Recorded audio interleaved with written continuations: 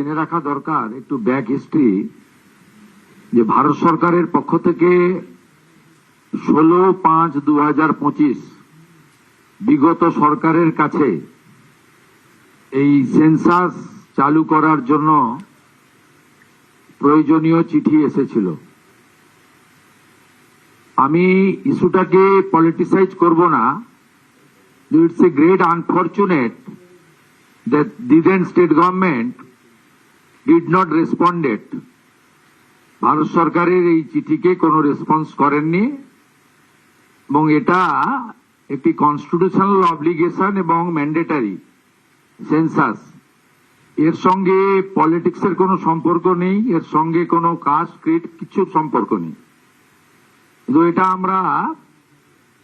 আমরা যখন চার্জ নিলাম, আমাদের হিউজ পপুলার ম্যান্ডেটে আমরা এখানে ক্ষমতায় এসেছি।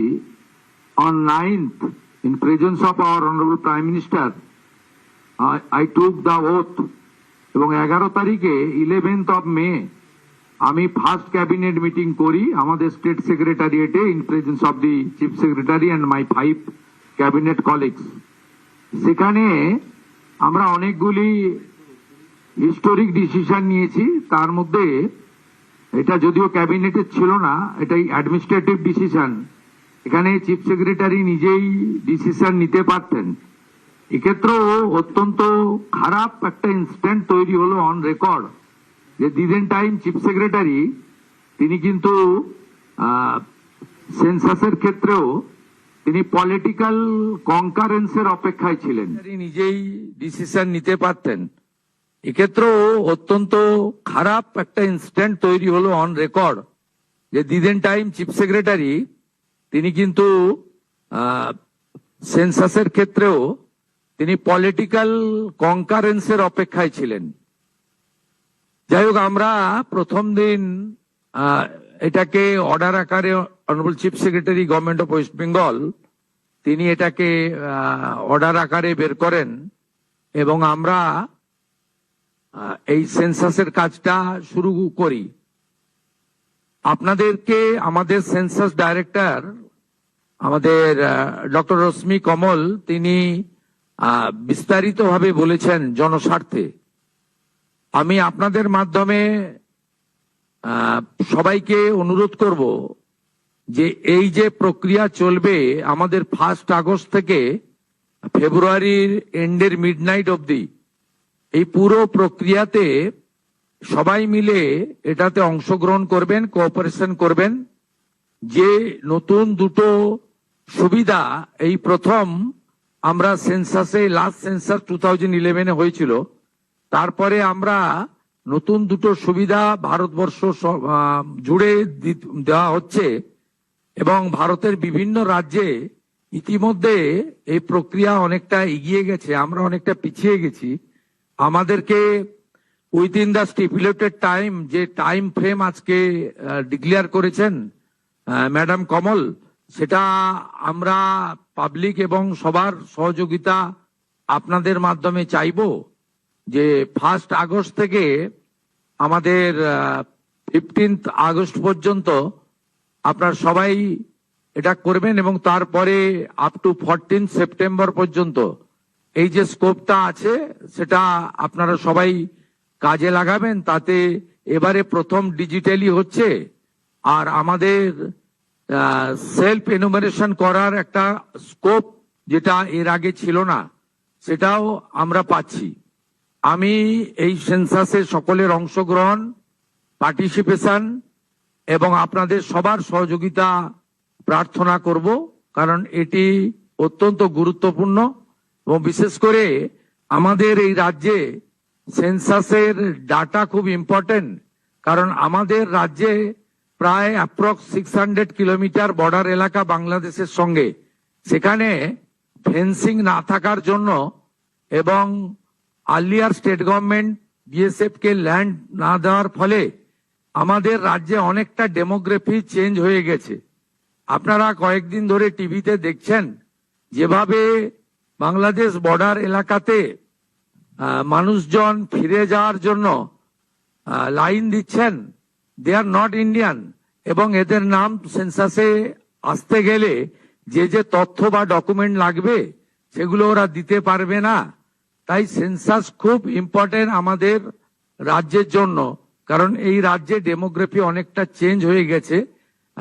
যদিও সরাসরি এর রিলেশন না থাকলেও সেন্সাসের ডাটা যখন আমরা ফাইনালি পাবো তখন কিন্তু আমরা অনেক কিছুই আমাদের দেশের স্বার্থে, রাজ্যের স্বার্থে এবং আমাদের রাজ্য এবং আমাদের গভর্নমেন্ট অফ ইউনিয়ন গভর্নমেন্টের যে সমস্ত ওয়েলফেয়ার স্কিম রয়েছে সেখানেও আমরা একটা ডাটা ব্যাংক হিসেবে একটা তথ্য আমরা পাবো।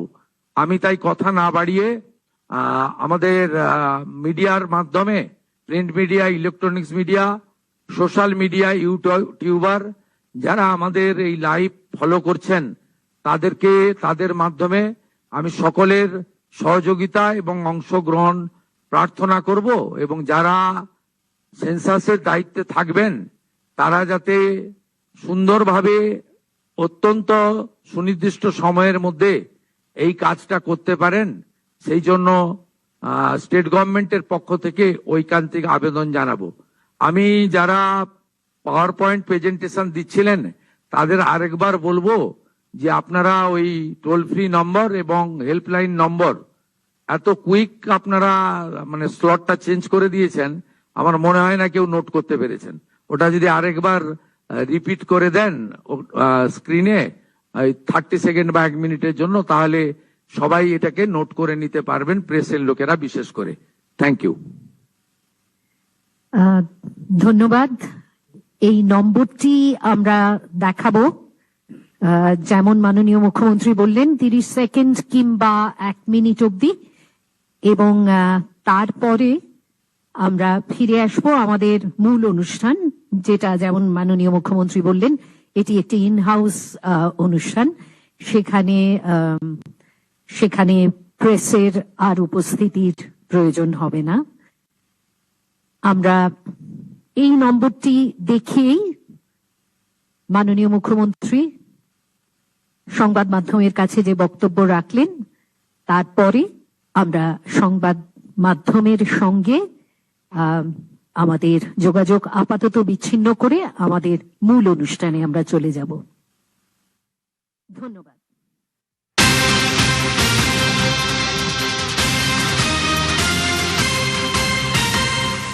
নবান্নে জনগণনা নিয়ে বৈঠকে মুখ্যমন্ত্রী জনগণনার কাজ করবে রাজ্য সরকার, জনগণনার সঙ্গে রাজনীতির কোনো যোগ নেই। আগের সরকারের বিরুদ্ধে অভিযোগ করলেন যে মুখ্য সচিব করতে পারতেন এই কাজ, কিন্তু জনগণনাতেও রাজনীতি হয়েছে। মুখ্য সচিবের বিরুদ্ধে অভিযোগ করলেন মুখ্যমন্ত্রী শুভেন্দু অধিকারী। তৎকালীন মুখ্য সচিবের বিরুদ্ধে জনগণনা 16ই আগস্ট থেকে 14ই সেপ্টেম্বর রাজ্যের ডেমোগ্রাফি চেঞ্জ হয়ে গেছে, অর্থাৎ জনবিন্যাস পরিবর্তন হয়ে গেছে, আর তাই এই জনগণনা খুবই গুরুত্বপূর্ণ। বিশেষ করে সোমরাজের সঙ্গে কথা বলবো। সোমরাজ, যেটা উল্লেখ করলেন মুখ্যমন্ত্রী শুভেন্দু অধিকারী, আমরা বারবার দেখাচ্ছি যে হিড়িক পড়ে গেছে ভারত ছাড়ার, রাজ্য ছাড়ার, বাংলাদেশে যে ফিরে যাওয়ার এই অনুপ্রবেশকারীদের চিহ্নিত করতে আরো বেশি প্রয়োজন এই জনগণনার। একদমই। দেখো, যদিও মুখ্যমন্ত্রী শুভেন্দু অধিকারী এটাও বলছেন যে এর সঙ্গে সরাসরি সম্পর্ক নয়, কিন্তু রাজ্যের ডেমোগ্রাফি অর্থাৎ জনবিন্যাস পরিবর্তন হয়েছে। তার কারণ রাজ্যে দীর্ঘদিন যে ভারত বাংলাদেশ যে সীমান্ত 600 কিলোমিটার, সেখানে ফেন্সিং দেওয়া হয়নি, বিএসএফ এর আউটপোস্ট হয়নি, এবং সেই কারণেই জনবিন্যাস পরিবর্তন হয়েছে। শুধু তাই নয়, মুখ্যমন্ত্রী শুভেন্দু অধিকারী পূর্বতন মুখ্য সচিবের বিরুদ্ধে অর্থাৎ প্রাক্তন মুখ্য সচিবের বিরুদ্ধেও সরব হলেন এবং তিনি বললেন যে প্রাক্তন মুখ্য সচিব এক্ষেত্রে সিদ্ধান্ত নিতে পারতেন। এই জনগণনা কেন্দ্রীয় সরকারের যে নির্দেশিকা ছিল গত 16ই মে 2025 সালে, সেই নির্দেশিকাকে তিনি কার্যকর করতে পারতেন, কিন্তু তিনি পলিটিক্যাল অর্থাৎ রাজনৈতিক কারণেই তিনি কোনো সিদ্ধান্ত নিলেন না। এটা দুর্ভাগ্যজনক বলে মন্তব্য করলেন মুখ্যমন্ত্রী শুভেন্দু অধিকারী, এবং পাশাপাশি তিনি আবেদন জানালেন রাজ্যের মানুষকে যে এই জনগণনার কাজে যাতে অংশ নেওয়া হয়।